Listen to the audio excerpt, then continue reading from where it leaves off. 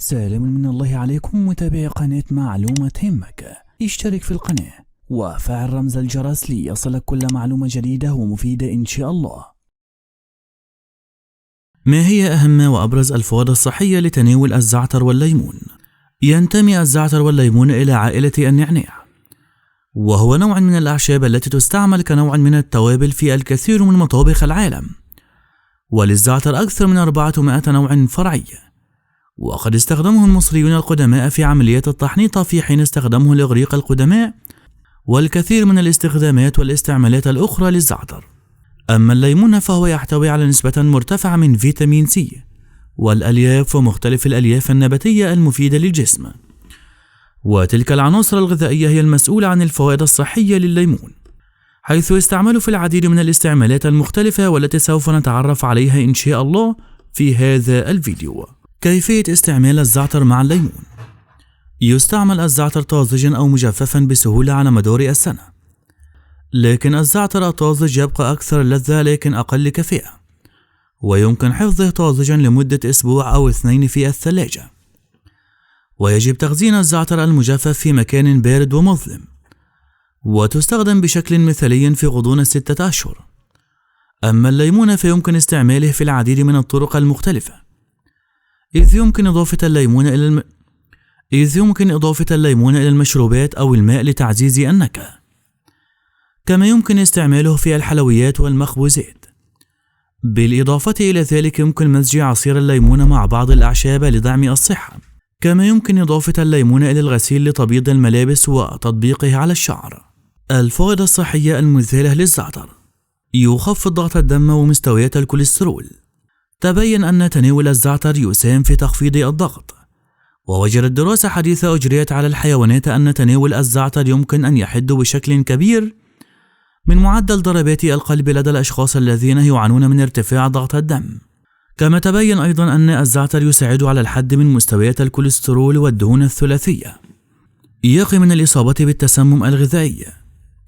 للزعتر قدرة على منع تلوث الأغذية وتطهير الأطعمة الملوثة سابقا، وفي العديد من الدراسات المنشورة في علم الأحياء الدقيقة الغذائي وجد الباحثون أن الزيوت العشبية الأساسية كانت قادرة على تطهير الخس الملقح بالبكتيريا المسببة للإسهال، والتي يمكن أن تؤدي إلى تلف معوي كبير.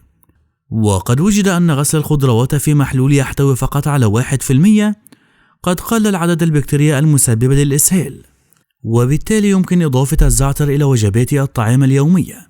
فمثلا يمكن إضافة الزعتر إلى السلطة لتصبح أكثر صحة وأمينا.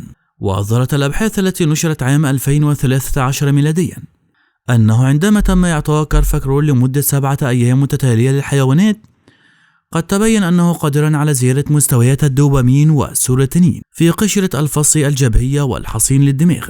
قد تبين أنه قادرا على زيادة مستويات الدوبامين والسيروتونين في قشرة الفص الجبهية والحصين للدماغ، حيث يعتبر الدوبامين والسيروتونين من الناقلات العصبية الرئيسية لتحسين المزاج، وبالتالي فإن تناول الزعتر مثالي لتعديل الناقلات العصبية. يقي من الإصابة بمرض السرطان.